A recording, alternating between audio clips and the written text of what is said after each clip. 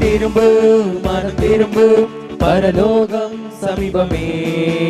விரும்பு இயேசுவை விரும்பு, அவர் வருகை சமீபமே. நாளை நாளை என்று நாளை கடத்தியே நாசம் அடையாதே. மாய உலகத்தின் மயக்கும் பாதையில் மனதை செலுத்தாதே.